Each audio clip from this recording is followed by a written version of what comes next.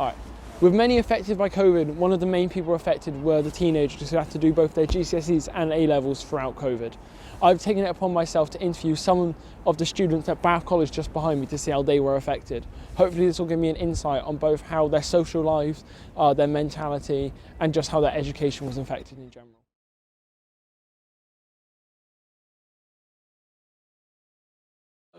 My name's Ethan Hillier, and when COVID started I was 14, and now in 2022 I'm 17 years old. My name's Harley Bradbourne. My name's Ollie Dowden. I started, COVID started when I was 15 and I am now 17. I was 15 when COVID started and I'm now 16. My name's Liv Payne. I was 14 when COVID started and I'm now 16, almost 17.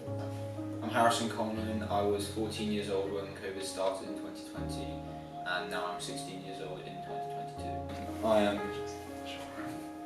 Edward Bradish and I was 14 when COVID started. I'm now 17 and next year I'll be 18. Alright, so first of all, just how was COVID like? Were you, when it was first announced that we were in a lockdown, were you in school? Were you like out of school? Had your school shut already? When COVID started I think I was in year 10, it was about March time, and we'd go to our lesson, and I remember it was our last lesson of the day and we all got an email sent out that pretty much we were going to be off for about a month, maybe a week. And basically we would then go from that to then full lockdown, and lockdown got announced all over the news. Yeah, I was in year 10, we just started year 10 and started doing like mocks and revision for like our GCSEs, so it was quite an important time. And then we went into lockdown. What fun. I mean, when it was announced, yeah, we were actually in school at the time. It took a couple of weeks before they were like, oh yeah, you're not going to be in school anymore. And obviously we were all a bit sceptical about it, like, oh, what's going to happen? But I guess a lot of people saw it as, yeah, we don't have to do work anymore, which was, I guess, the whole point of it. I still did a bit of work, of course. But you missed out a lot of it, I'm assuming, just for the... Yeah. Yeah. Yeah. But then we went back into school in in the end of 2021, or beginning of 2021, sorry. No, end of 2020. Yeah. And then we just got all that work done anyway, so it wasn't like we missed out. I was in year 10, so it hit whilst I was just started year 10, which is like the main GCSE stage, so I was like a few months into that and just like got sent home to do work from that. Okay, and how did they do it? Did they do like live lessons? Or... Yeah, it was live lessons, normal lessons versus the teachers just on the screen. Ah, okay, that's right. And there wasn't just like pre-recorded session or anything, was it? Not unless the teacher was ill. Ah, yeah. Did it change a bit between the first and second lockdown, or was it just kind of the same throughout? It was the same. It was exactly the same. So we're all used to the routine and just got straight back into it. So we ended up getting to online lessons, and sometimes we just get some work, but mainly like online lessons with our teachers. And then as the lockdowns went on, I feel like it did ease up a bit, because the one in October we were allowed back in school, but we weren't still like allowed like out, like to socialise and stuff. So I think it did ease up, but the lockdown was probably, the first one was probably the worst. No, the education wasn't good. I think I slipped a bit grades wise over the course, because I think, you know, not turning up to a school, not really properly getting the work done. There's a lot of half-assed, a lot of people, not saying any names, I definitely do this, a lot of people just didn't do work and messaged others to send it over. Not saying anything, but let's just say only about 1/5 of the students actually did have the work, really. So because of that, teachers, No bothered, in the school never bothered to actually check to see who was copying or anything correct. yeah, I guess. Kind of at the same time, I'm glad they didn't. I don't know, I think we all just got a bit more used to it. It became our normal. So it was just, it did become easier. I don't know if it was more planned or not. Like, it was easier to get set work and like finish deadlines and stuff. Say 3 lockdowns, but then you were like 2 major ones, because that one in November didn't really count, to be honest. Like, you could still go out, it was just like be a bit more spatially aware of everyone. But the first one was about like, it the lockdown itself was about April to June, but school was off the rest of the year after March, or end of March, early April. So it did change quite a lot, everything, and they did come up with actually quite a good way of like structuring it all, like all the work. Like you didn't have to like spend 6 hours a day on it at home, because even the teachers know like kids are gonna get distracted, especially like kids with like special needs. They'll still need help, and they'll get distracted at home quite easily as well, or like without teachers there to support them or any sort of support. But they did like structure it really well, so like you can just do your work and then just like that's it. Nice. And moment blank. That's right. I cut it up. I kind of forgot the question in the last bit, so I was just taking my best guess. No, that's right. You actually Okay. that was actually really helpful. Good, Gave me a lot good. to do.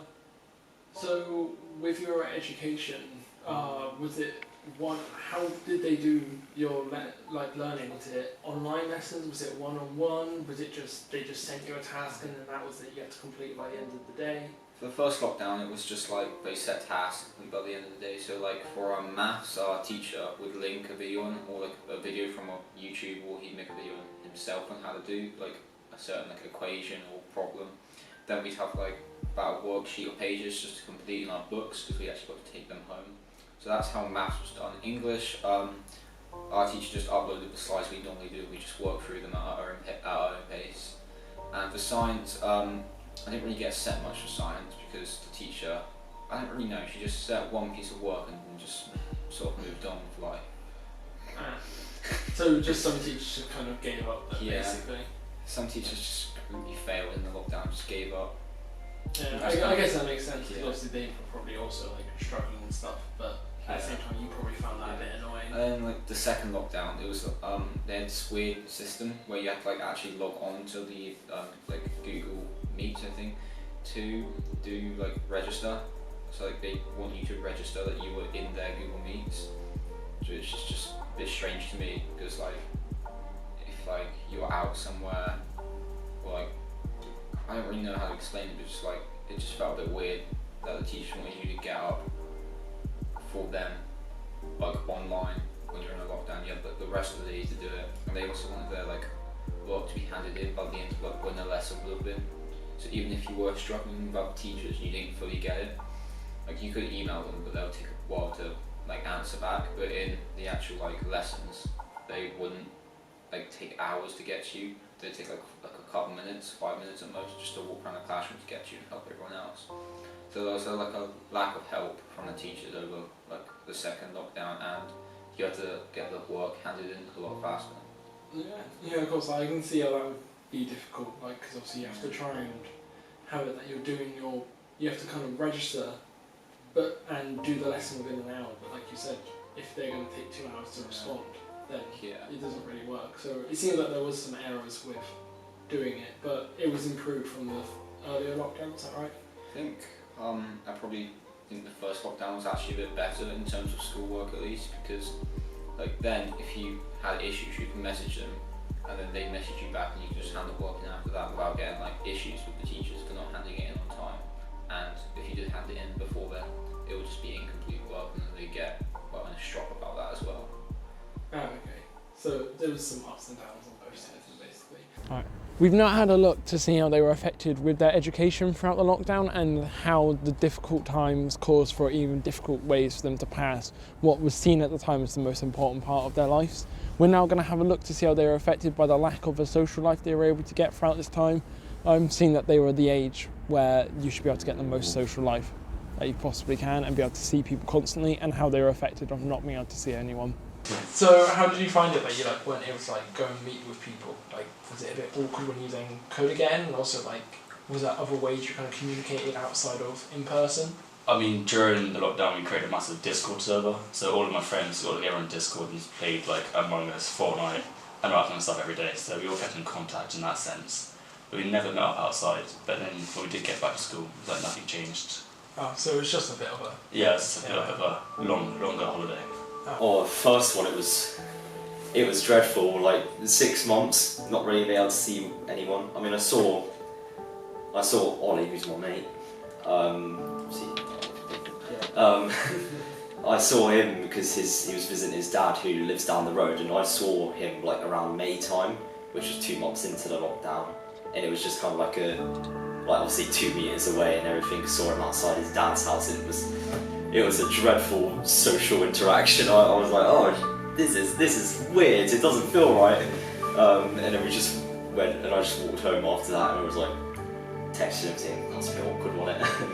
And then we were like, so how's this all gonna work when I see everyone for the first time in September when we actually go back? And to be honest, it wasn't too bad. It was like we never left really. Because I assume like basically you just kind of lost sort of actual social skills because it was just the people who were in your household.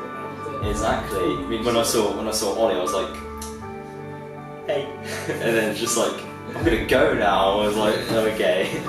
Just get out of there. Exactly. It was too cringe for me to handle. You just told me, just ran. 100%.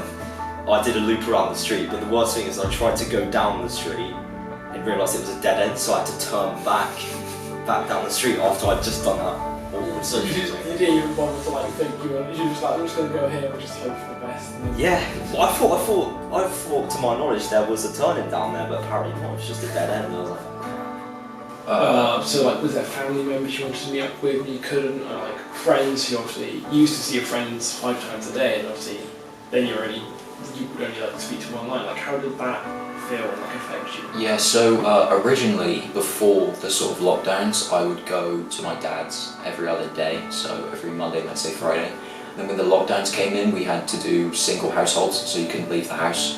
So pretty much I couldn't go to my dad's, and that sort of affected me because obviously I'm a big animal person, so I didn't see my dog.